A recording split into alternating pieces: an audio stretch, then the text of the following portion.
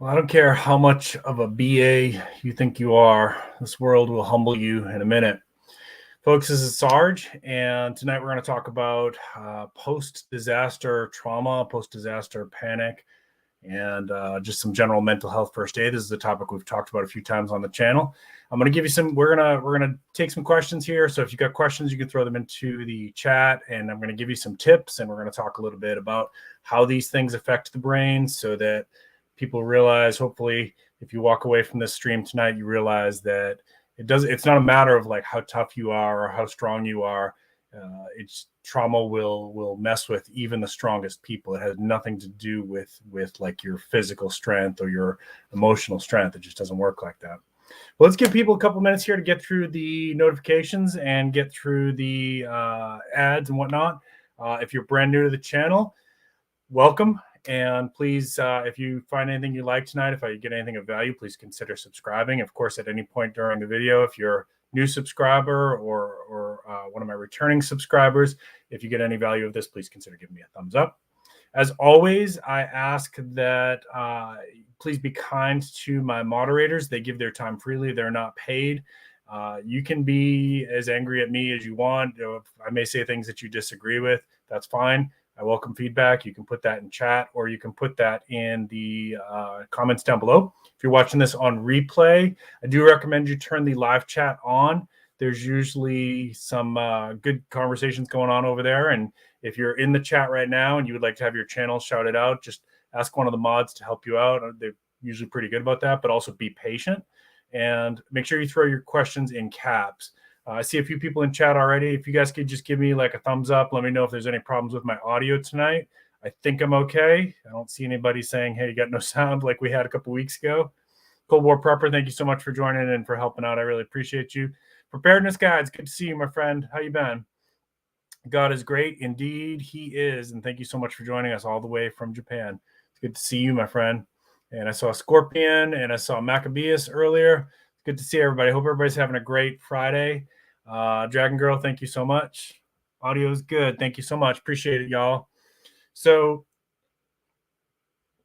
one last little thing I want to get out there before I get into the content for tonight.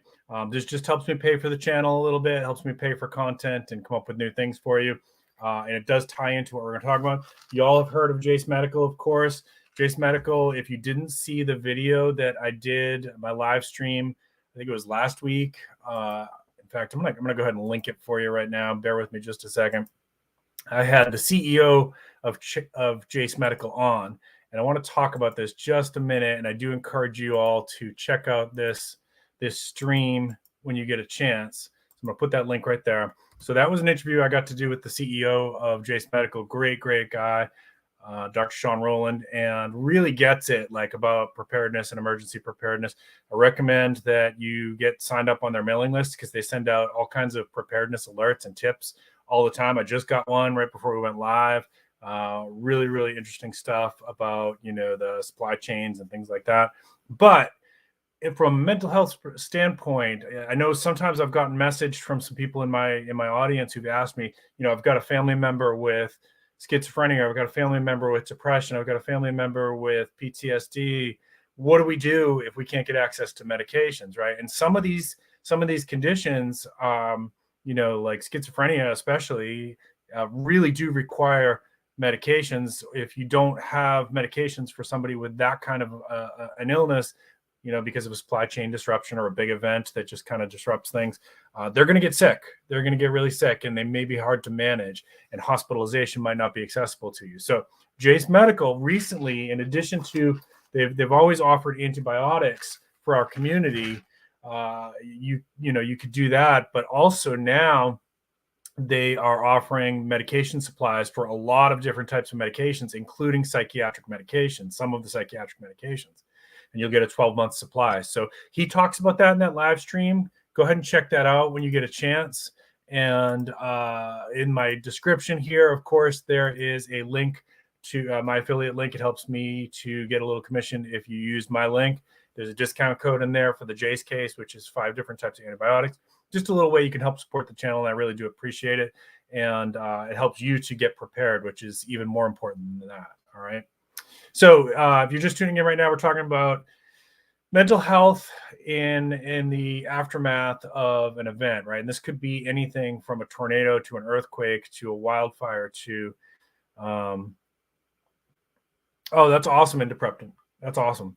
Definitely. Yeah, I encourage people, if you can find mental health first aid in your area, a lot of times it's offered either free or very, very affordable. I do recommend that everybody in the preparedness community take this, because it's a neglected skill in our community and it is absolutely going to be needed. And I'm going to tell you why tonight, right? So in the aftermath of any kind of big event, right, like a hurricane, people getting displaced because of wildfires. We had the Palestine, Ohio chemical spill earlier this year. That's going to have an effect on people, right? And if we had worse situations than that, let's say that we got into like prolonged civil unrest or war on the United States land, on on our territory, or without rule of law, where basically we get to a situation where law has completely broken down and people are just kind of going haywire and hurting each other and stealing things and things like that, right? There's a lot of trauma that goes along with that too, and there's a lot of anxiety and panic that goes along with those kind of events too. So let's talk about it from a biological perspective first, and then I am going to pause periodically here to take your questions. So go ahead and throw those in caps as we go. And if I miss your question, just be patient. I try to catch them all, but if enough time goes by and I haven't got to it, you can repeat it. And so let's talk about the biology of the brain, right? First of all, so if you think about what a brain looks like, right? And I'm going to use my fist here as an analogy, right? So if you imagine like this is the brain and this is the front of the brain. So this is the part up here, right? Like your prefrontal cortex is up here. And then back here, actually, let's do it like this.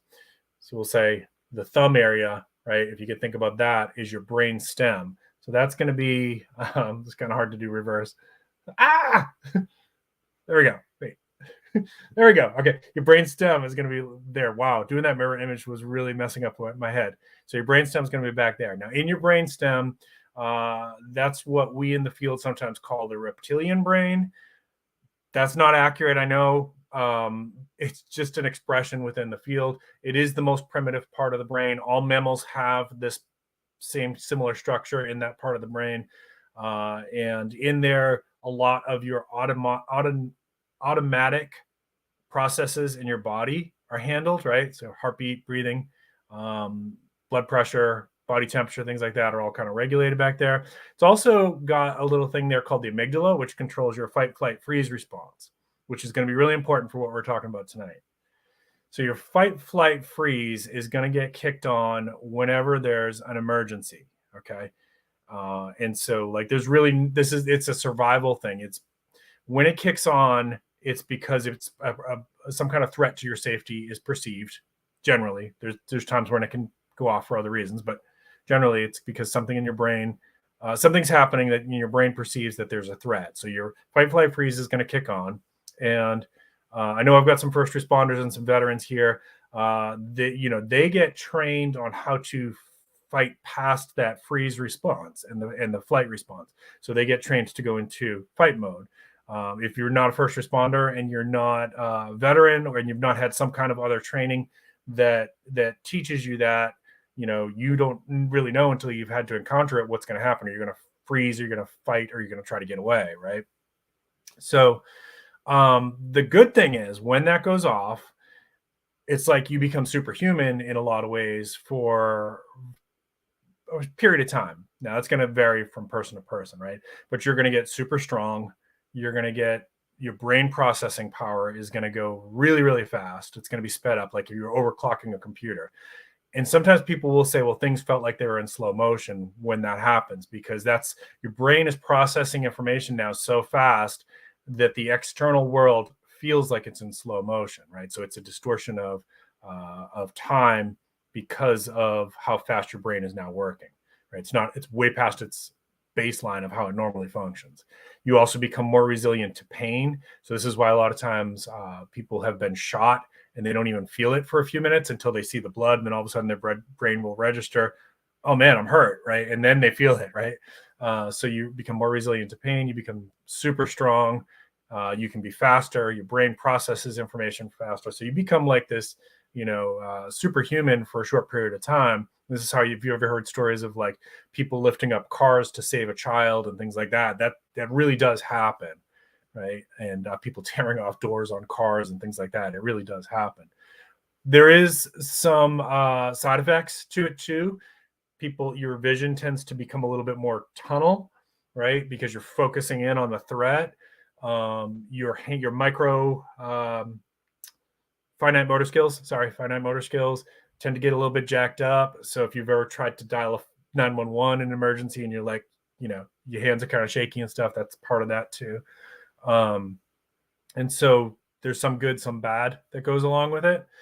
And when you get a panic attack, that part of the brain is firing off. In some trauma situations where like the person's having maybe nightmares or flashbacks or things like that, that part of the brain may be firing off, and you don't need it to, right? Like it's misfiring at that point. So in therapy, as somebody, and by the way, if you're brand new to the channel, my credentials are I've been a psychotherapist for over 25 years, and I currently work with first responders, but over the course of my career, worked with all different kinds of populations, including veterans, including people who got out of prison, people who've been on the other side of the law. I've worked with, some kids, not a lot with kids, people with autism. I've worked with all kinds of different populations, but right now I'm mostly working with first responders and people with trauma. Okay. So that's my background. So when I'm doing my therapy with those folks, part of what I'm trying to do is unpack some of the trauma, reprocess it. We may talk about that a little bit tonight. And if I say words that you don't know what they are, just say, what's that mean? Because I may get into my lingo, my trade lingo that sometimes, when you start getting into this, I might throw out terms like CBT and you'd be like, man, what's CBT? Talking to behavioral therapy. So what I'm trying to do is number one, help them kind of desensitize to the trauma so it's not as intense, reframe some of their thoughts about the trauma, and develop some coping skills so that they've got better control over that fight, flight, freeze switch, right? So I never, that's one of the concerns is like people don't want to lose their edge, especially if they're a first responder, right? They have to be able to access that superhuman stuff if they need it, right? Firefighters go into burning buildings. Police officers have to chase bad guys 10 miles into the woods, maybe have to pull an alligator off of somebody, like all kinds of crazy stories that I've heard. And so they need that superhuman strength and that, that fight, flight, freeze when they need it. But we don't need it when we're just like hanging out with our family, having dinner, things like that, right? So in the aftermath of, let's just use a tornado as our example for a starting point. We may get into I see your comment there, preparedness guy. We may get into some other examples, but let's talk about a tornado for now, right? So in the aftermath of a tornado, you may be experiencing these things yourself, or maybe a family member is, where they're kind of now jacked up because that combat cocktail, that fight, flight, freeze has kicked on, right? And so we don't want that stuff to become long-term trauma, right? So just because you've had trauma doesn't mean you're going to get PTSD. Just because you've had really bad trauma doesn't always mean that you're going to get PTSD. There's a huge spectrum of this, starting with like, say maybe like acute stress, right? So that would be something that somebody gets after one of these type of incidents. So a tornado blows through the town and maybe it near misses your house, but it hits the neighbor's house. And so now you're going over and you're trying to help them. And the first thing you want to do, just like with any other first aid, is what? Those of you who are first aid trained, what's the first thing you do on a scene? I want to see if somebody can give me that first.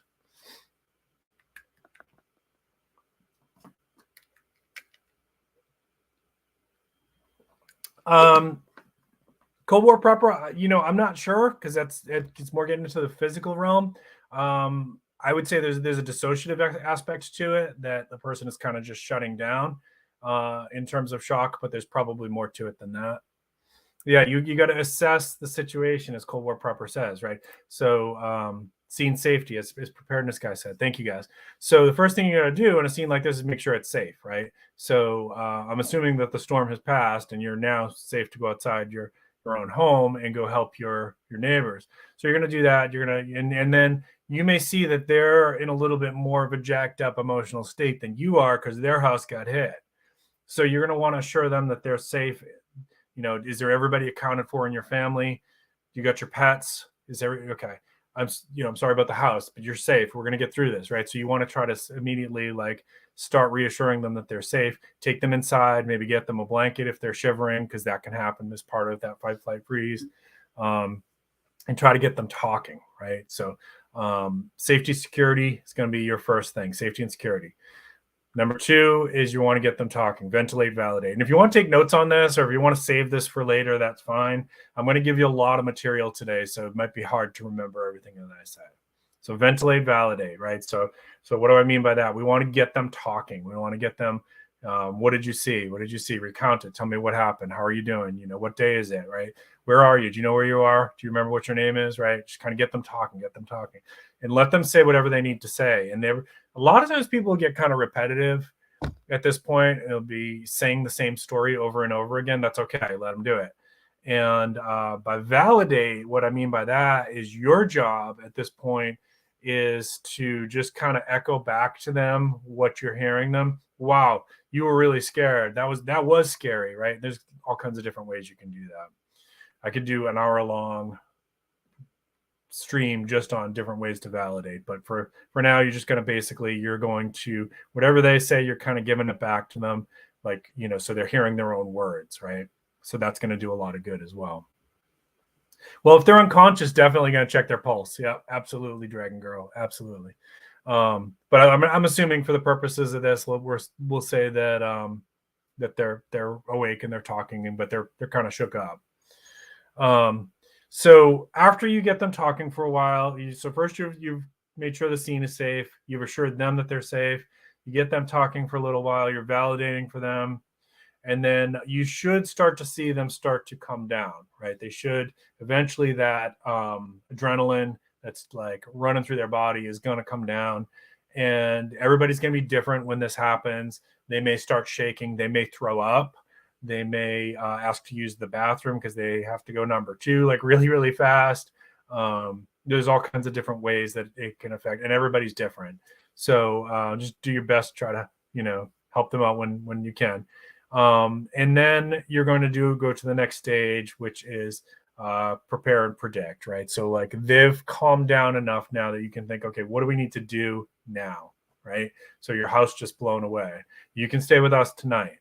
Do you have somebody that you need to call? Do you have family member in the area? Do we want to try and go over there without going into an unsafe scene? We don't want to do that. But if it's safe, can we go and look for a few of your things around the house? Maybe we can move your car away from the debris, something like that, right? So do some of that stuff. And then, as you get, maybe it's a couple hours later and they're calming down even more, but now they're like, what do I do? I just lost my house, right? What do I do? So you're going to, at this point, you're going to start to talk to them about okay, so you've been through something really, really bad. You've been through some kind of trauma here. And, we're going to help you figure out the housing situation. We're going to help you get in touch with your relatives. We're going to help you.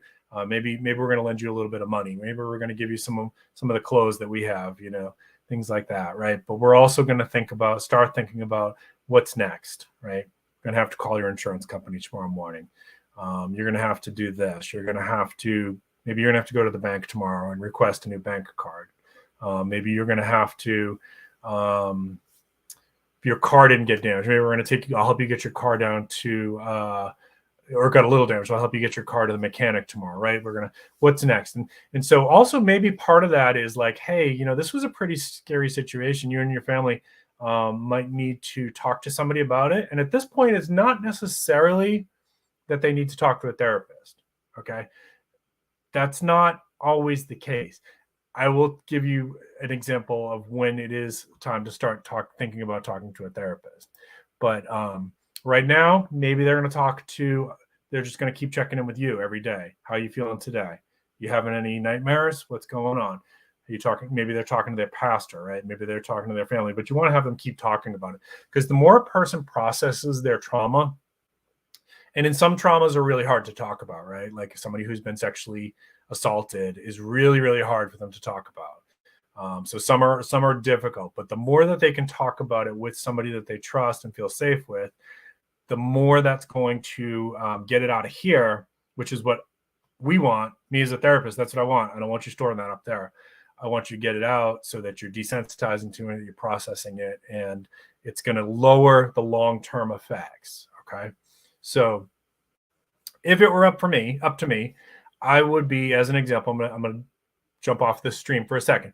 I would be, for the military, I would want them to do things a little bit different when we're in a war zone. I would want them to, if I had my say, as somebody who knows a lot about this, I would want them to have civilian contractor therapists on base. And is my stream stuttering a little bit? Sorry, my signal looked like it got weak for a second. I would want them to have civilian contracted therapists on base, trauma-trained therapists, right? Somebody with a lot of experience.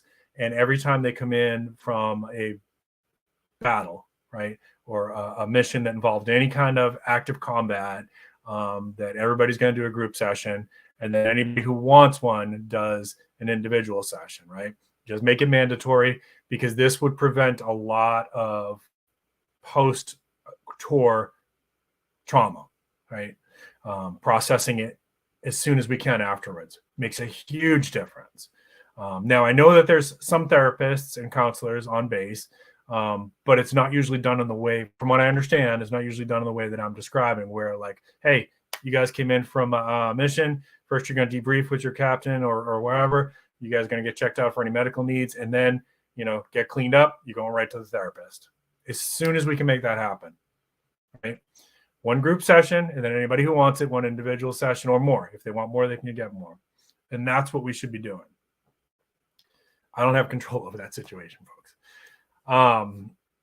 Let's jump back to the tornado now, right? So how do we know when it's time to elevate this past you're just going to talk to a friend, or you're going to talk to your pastor or whatever? Well, if more than a couple days is going by and the person is starting to show the following signs, they're getting nightmares or really disrupted sleep.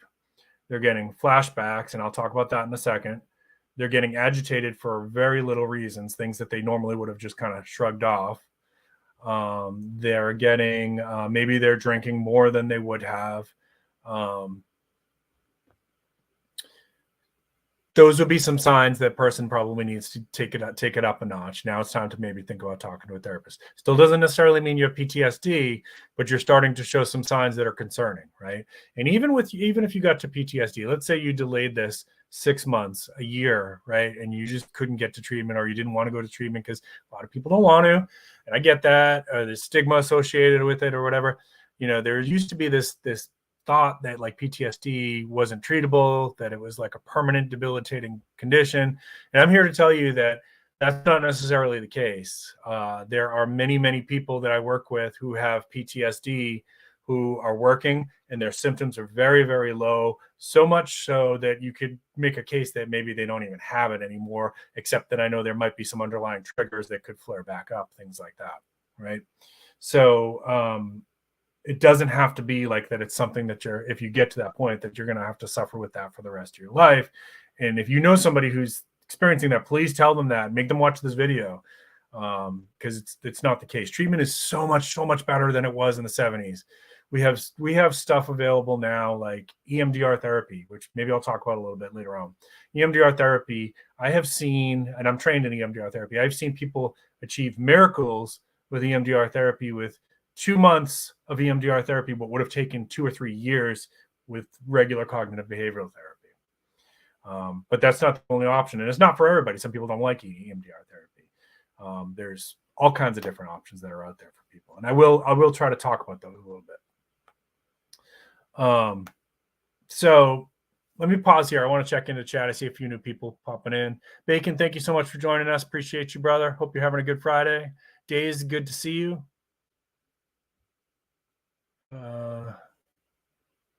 Yep, Steve is right. All that stuff's normal when you're coming down from adrenaline. Yep, normalize it. Normalize it. Yep. Absolutely. Cool. Jonesy, good to see you all the way from Tasmania. Appreciate you. All right. So I don't see. Well, shock therapy. There's two other options that are available that, you know, they are kind of like shock therapy, but it's not like what you see in the movies. I don't know if I'll get to that tonight. Like, you know, people, you tend to think of like One Flew Over the Cuckoo's Nest with Jack Nicholson. It's not like that. It's actually very safe and humane, and for some people it does a lot of good. I don't know if I'll get to that tonight though. So back to the after effects, right? So what else should you be looking for in the isolation, right? So if somebody is usually pretty kind of gregarious, social, outgoing, and then all of a sudden like they don't want to be around people a lot, and this is going on more than a couple days, that might be a warning sign as well. So let's go back to the flashback thing. Let's talk about that. And this is where I'm going to start to give you some tips also, as like, not just for yourself, if this ever happens to you, but maybe you are going to be in a position to help somebody else.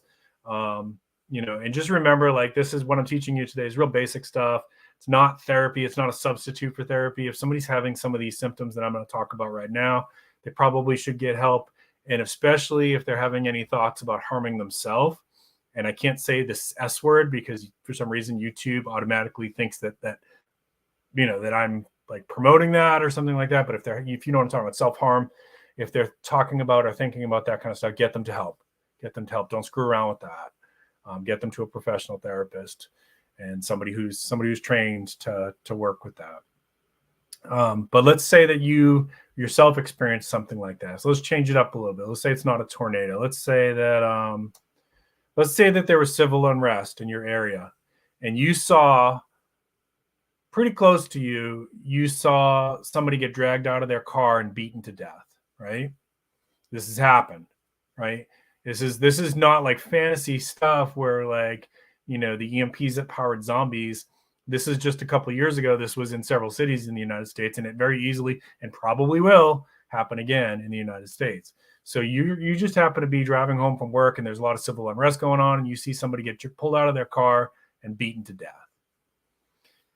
That's a pretty bad thing. You may end up getting some nightmares and flashbacks off of that, right? So let's say that what is a flashback? So a flashback can be anything from like the images of that scene, that trauma are intruding on you, and maybe it's just a couple seconds, to like full immersion. Like you feel like you're right back at that scene, right? You lose the room, so to speak. You are, for all intents and purposes, you are back at that scene in your mind. This is a pretty bad symptom to have, and you don't want it to go on and without treatment, because the more that you don't address it, the more likely it's going to continue to happen and continue to get more and more intrusive. So if it happens to you, and I don't mind saying I've had a flashback, I know what they are, and that actually helps me in my practice, so that I'm working with people, I can, you know, empathize with them and describe to them what it is, so they know that I know what I'm talking about, right? First thing I want you to do, and you can teach this to other people as well, the technique we call sensory grounding. So for sensory grounding, all you're going to do is, as soon as you start to feel that, you're going to look around the room or look around wherever you are. I want you to spot 5 things that you see, right? What are 5 things that you see right now? As you're watching this video, look around your room. What are 5 things that you see?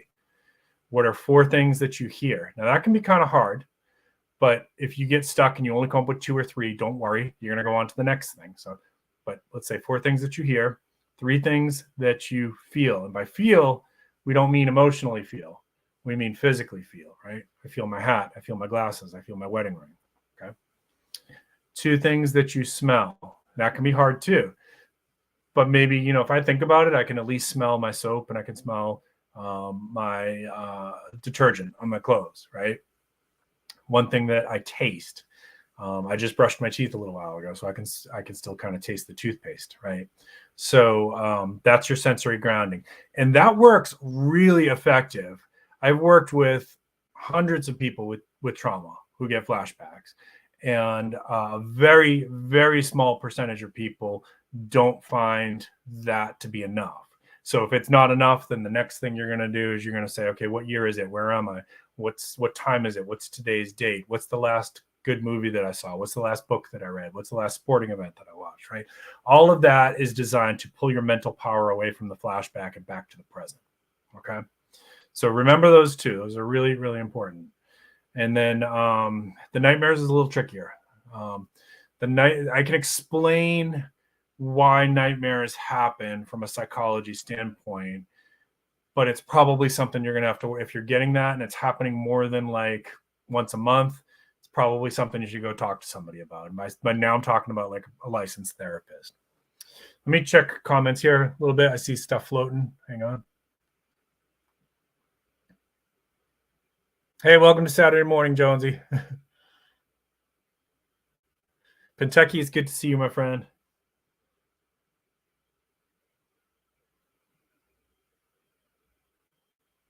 Yeah, that's a good example right there. Cold War Preppers example. I'm gonna leave that up for a second. So scenes, situations, smells really big, can pull us back into those moments, right? So Cold War Prepper talks about there that when he's going over an overpass now, he's always a little bit tense.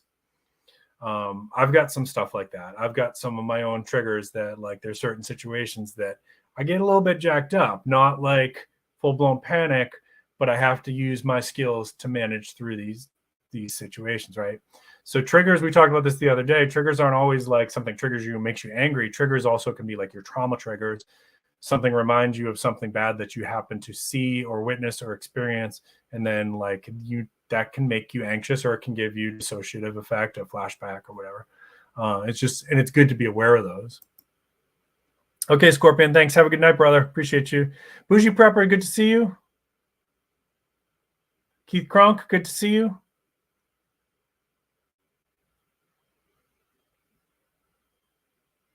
Yeah, and a lot of firefighters get that one, Scorpion.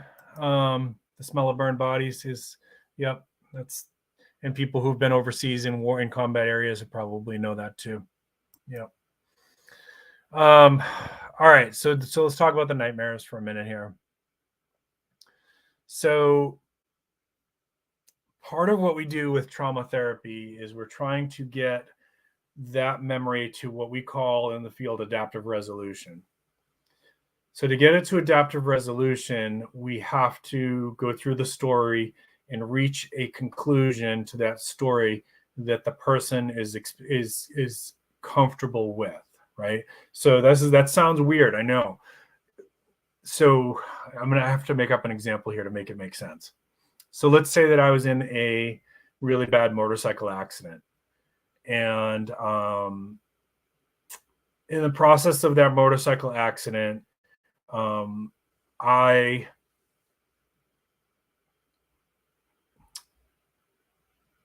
bear with me here a second. I'm trying to make it make sense.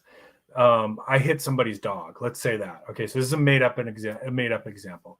So I hit somebody's dog. Now, in my feelings about that trauma afterwards, right, I may start to think I killed that dog, right? And that, even though maybe it wasn't my fault, maybe some of the dog ran off of its leash, I hit a little bit of an oil slick, right?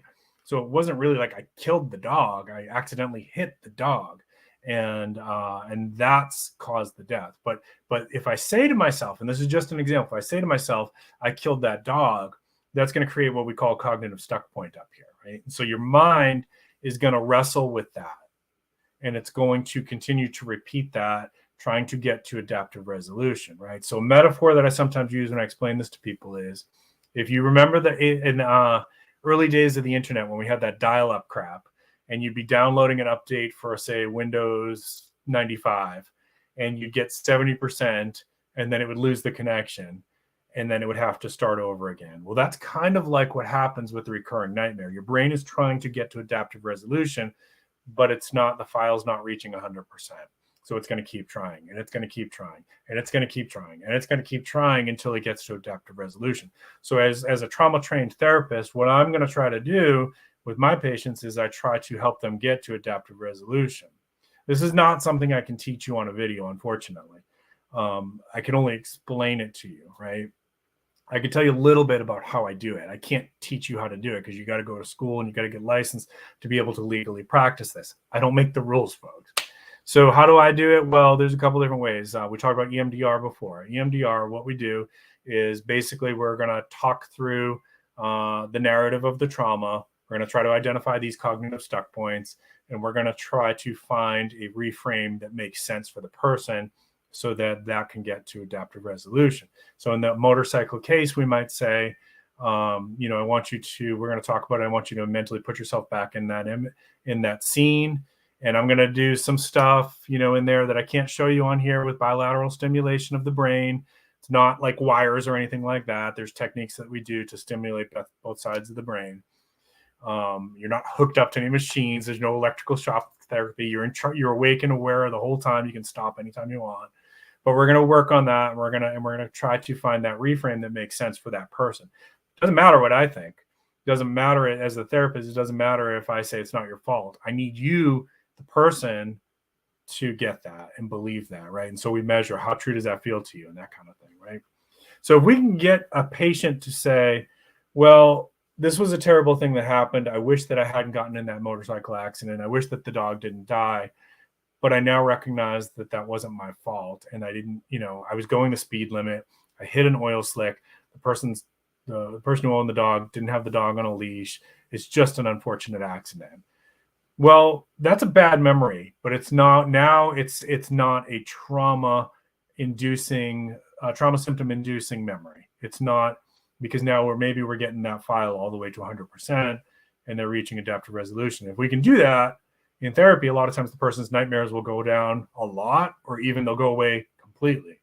And a lot of times flashbacks will go way down, or they'll go away completely, right? So their symptoms can come way down. Now, EMDR, unfortunately, did not exist in the 70s and 80s. So had we known about this then, we could have done a lot better work with the Vietnam veterans that came back. Unfortunately, this didn't exist until the 90s. And then even then, it took a couple years to build up steam because they had to research it, make sure it's an evidence-based practice, that there's good research that supports the efficacy of it. The results are good.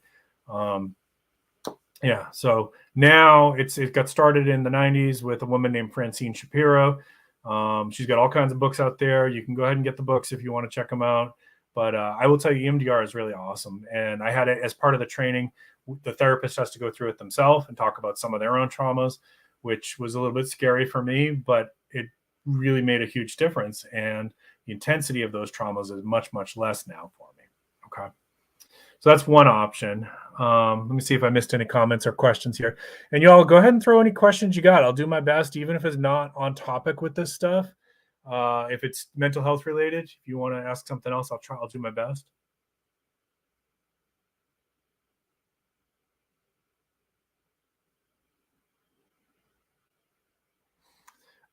So I will. All right. Since we've had two questions about ECT, I'll talk about that in a second.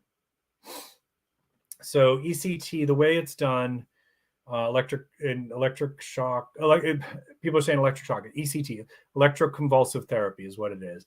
You're sedated, and if you have to voluntarily agree with this. It's not like they can use this as a punishment like they did in One Flew Over the Cuckoo's Nest. Those days are behind us, thankfully. The cruel treatment of psychiatric hospitals. Psychology has a dark past. People look at therapists and whatnot as heroes now, but the field has a dark past. We didn't always treat patients with kindness and empathy, and there was some really cruel work that was done in leading up to the 1960s is when that started to end. But ECT is done if you wanted it. The people who usually volunteer for this are people who have really, really severe depression, and medications and therapy has not gotten them to break out of that depression. Okay. So there's several things you can do for somebody who has that kind of depression. ECT is one of the options. And what they do is the person volunteers for it, and they are sedated. So they're not awake. There's no pain involved with it. And there's like two, I think it's two. I've actually never been in the room when they've done it. Two little things that are attached to the outside of the skull, like the skin, basically. And they get like a little charge that goes through the brain, like that's from what I've been told, is like the equivalent of a light bulb, right? So it's not like super intense. But there is some side effects, right? So for like 24 hours, people's memories tend to be a little bit weird. They usually are very, very tired afterwards. And it's recommended that they can't drive there. They have to have somebody else drive them, and they usually will want to go home and sleep for a while. And then usually 24 hours later, their memory's fine. How does it work? I don't know. I've never been that heavily involved with that part of the treatment. I've never done it, and I've never been in the room when it was being done. But I've had patients who've done it who've told me that it really was life-changing for them, and it was the one thing that broke them out of their depression. So it has a place.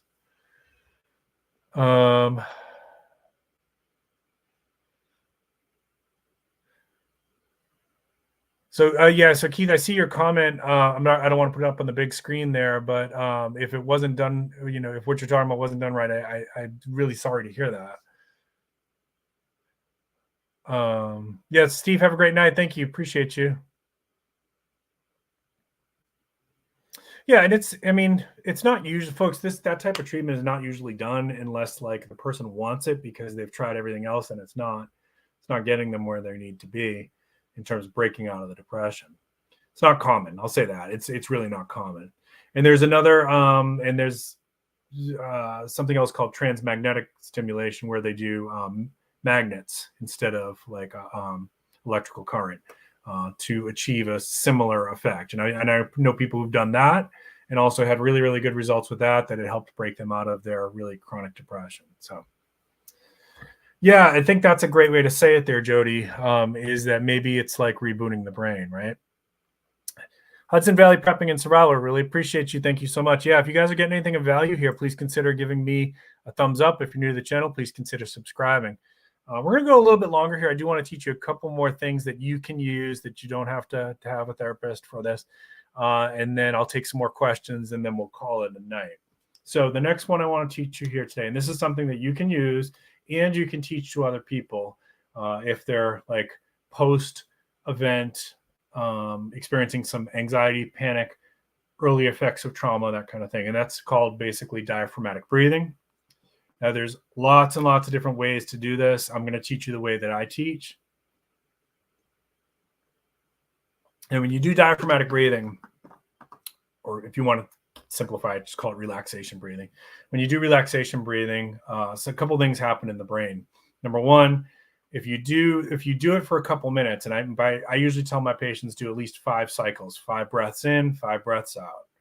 If you do at least 5 of those, your blood pressure will start to go down, your heart rate will start to go down, and it sends signals to this part of the brain back here where the amygdala is, and just tells it to kind of chill out. It activates the parasympathetic nervous system, which is the opposite of fight, flight, freeze. Okay, so it turns that on and tells the body to start to calm down. So this is a really good skill to use. And how you do this is, you can do it along with me if you're watching the video right now. This is going to get a little corny for y'all, but I'll do it with you too. Put your hand on your belly right now. Do it. Do it. Put your hand on your belly. Just breathe normal for a second. Just watch your hand.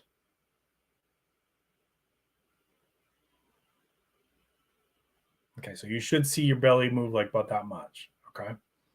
Now what we're going to do is we're going to breathe in through the nose real slow, like exaggerate slow. If you can get to a 4 count, and not everybody can, especially if like you've had some lung damage or you're a smoker or something like that, do a 3, do a 2 if that's all you can do. But breathe in real slow. So it's and I'm going to exaggerate the sound so you can hear it for the video. So it's going to look like,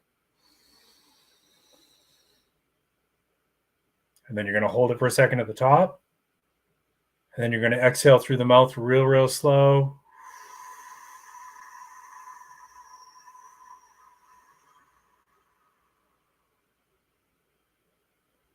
Pause for a second at the bottom, right? So now just do it along with me here on the video for a second. Put your hand on your belly and watch. And what I want to see is, instead of you getting that much, try to get like that much, or if you can't, even that much. So your belly should be coming out. That means you're filling your whole lungs, okay? And we're going to do, for the purposes of this video, I'm just going to do 3 of these. But if you were going to do this for yourself, if you were having some anxiety, if you were having some panic, if you were helping somebody else to like work through their panic, at minimum 5 in, 5 out, okay? So I'm going to do it with you now. So breathe in through the nose. Hold. Exhale through the mouth.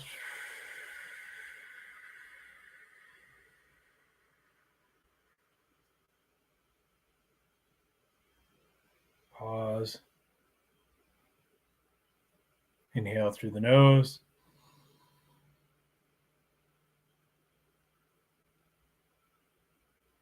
Exhale through the mouth.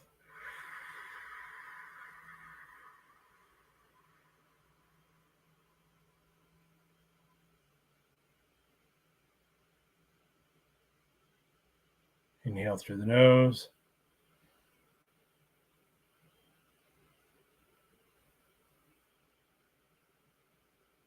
Exhale through the mouth.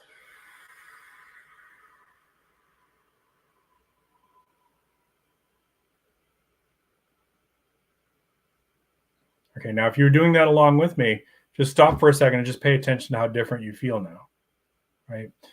You should feel more relaxed. And this is something you can do right before bed, especially if you have trouble sleeping, you have panic attacks, definitely be starting to work on this. And if you have a therapist that taught you a different technique, that's fine. I'm not saying this is the only way to do it. This is just how I teach it. If you're getting agitated, especially for those of us who have a little bit of trauma in our background and we can get a little bit edgy sometimes, I have to work on my breathing when I feel that happening. I have to take it in slow. 5 cycles, I'm usually good to go, right? If that doesn't work, I'm going to get up and I'm going to go for a walk. But usually that's it. Usually that's all I need.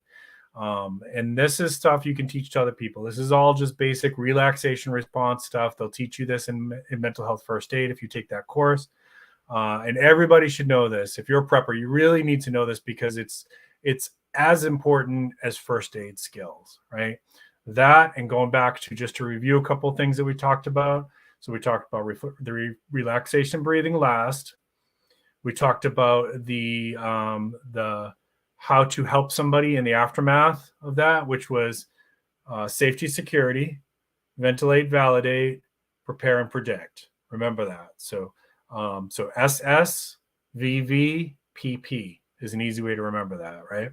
And then the last one was the sensory grounding, which you can do if somebody's having flashbacks or you're having flashbacks yourself. You're going to look around. 5 things I see, 4 things I hear, 3 things I feel, not emotionally, physically feel my hat, right? 2 things I smell, 1 thing I taste. Okay. And if you can't come up with 4 things you hear as an example, just go on to the next thing, right? So that's for dissociative episodes, flashbacks, things like that. All right, let's take some questions here, and then I'm going to start to wind this one down. I hope you found this helpful, everybody. This is just a little bit of basics of first aid mental health. It's not a substitute for therapy. If you are watching this and you're having really severe symptoms, if you're getting flashbacks a lot and they're hard to make them go away, if you're getting nightmares more than once a month, if you're getting any thoughts of harming yourself, please go and talk to a therapist, schedule an appointment. And I know it's hard to make that first step. I get it. I've been to therapy myself several times. I get it. But it's a gift to yourself, right? Because you don't have to suffer with these symptoms. They don't have to be permanent. And in almost every case, you can get the intensity of it down. But in many cases, you can make it go away completely. I can't promise you that for each person that's going to happen because there's too many factors with that. But in most cases, we can at least get that way down. All right, let me check into comments here, and then I'm gonna give you my last final thoughts. Okay. If y'all find this helpful, let me know. Appreciate it. I'll do more of this stuff, and of course, I have the mental health channel. I'll link that again right now, and I'll after this goes, the stream's done. I'll put that in the pinned comment or whatever. But here's my mental health channel. I don't upload there as regularly as I do here, but all the content on there is mental health related. Celine's good to see you. JLM, good to see you. Yeah, the JLM, what we did in the 50s and before that with the mental health population is really sad. And we need to, just like every other bad thing with our history. We need to not forget that, right? We need to, that's part of our history, and we need to own it, and we need to take accountability for it. We need to never forget that.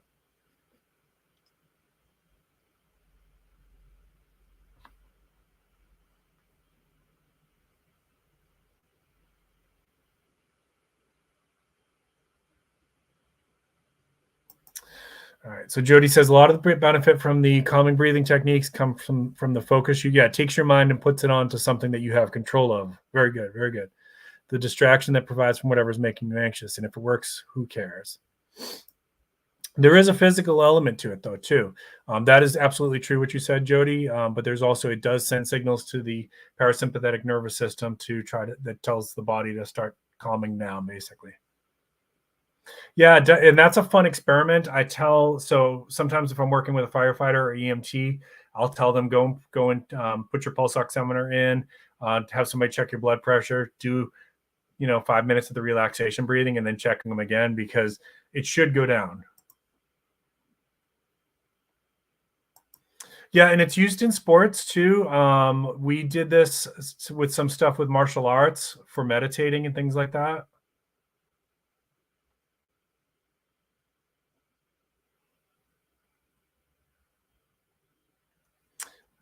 Thank you for all the help, by the way, tonight, mods. Really appreciate you. Thank you for all the shout outs that you did for everybody. You're very welcome. You're very welcome, Hudson Valley. Bougie Prepper, thank you.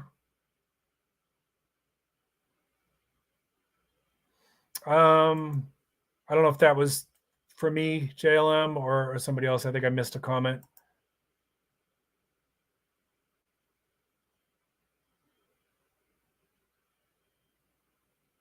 That's boiling. Oh, okay. I took scuba training as a firefighter. That breathing technique was essential when you caught yourself burning through your air too much. Okay. Yeah, and there's different versions of it, right? So a lot of times my first responders will tell me that they've had box breathing, which I think also some of the military guys have had box breathing as well. So like you're going into a combat situation, or maybe they're clearing buildings or whatever, and it's a way to just kind of regulate. So you're not, you're going to say this a little bit crass, but you're not blowing all your load in terms of your adrenaline all in one shot. You might be, those guys might be fighting all day, 48 hours, whatever. So like they got to kind of control all that. And so this, relaxation breathing and box breathing, things like that is one of those ways, so that they're not using up all their adrenaline in one 10-minute segment or whatever. All right. And I kind of did that with when I was doing the martial arts stuff too, for when I was doing sparring and stuff like that. I would kind of do that as much as I could in between rounds and things like that, to just kind of regulate so that I still had enough juice in the body to be able to go. Because, when we did sparring, it was like all night long, switching partner. And it was like a nonstop fight, basically an hour-long fight with different partners all night long. It was rough, man. Many nights I came out of there and I felt like I was going to throw up. Yeah, so Celine, there's different versions of this in yoga too, right? Yoga has their own variations of this. All right, I'm not seeing any other questions, y'all, so I hope this was helpful. Please feel free to share it with whoever needs it. And most importantly, like I said before, if you need help, this is going to be my ending message for tonight. If you're having severe symptoms, please don't hesitate to reach out and get some help. I can't do therapy for you through this. Sometimes people ask me that. I can't do that. It's not legal, it's not ethical, and it's not fair to you, right? So reach out to somebody in your area, get connected. If getting to that place is hard, a lot of places do offer telehealth, which has pros and cons, but that is an option. The only recommendations I'm going to have here is that make sure you are going to somebody who's licensed in their field. Unfortunately, like every other field, there's some imposters out there who are claiming that they're doing therapy, and they are not trained and they are not licensed, and they are falling under some other umbrellas that's like this little gray area. But if you get somebody that doesn't know what they're doing, they could actually do more harm than good. You've got to go to somebody who's had the right training if you're at this level of severity. with symptoms if you're thinking about self-harm, things like that, okay? And in an emergency, we may not have access to all those medical things, right? So you may be that first responder in your area when there's a big situation that happens. And so hopefully these couple little things that we talk about tonight might be the difference between getting somebody mentally stabilized enough that they can function and keep going, right? That's why it's mental health first aid. It's not mental health surgery, it's mental health first aid. It's to get them through and keep them going, okay? Hope you all have a great weekend. Really appreciate you all. This was a good stream for me. I always love talking shop. I actually had a guest I was going to try to get on tonight, but she was busy, so we'll get her another night. It's a friend and therapist that I've worked with in the past. I'll get her on another night. But for now, go out and have some fun, do some great things, spend time with your kids, keep planting your seeds, keep stacking your silver. This is Prepping with Sarge. Y'all have a good night. Don't forget to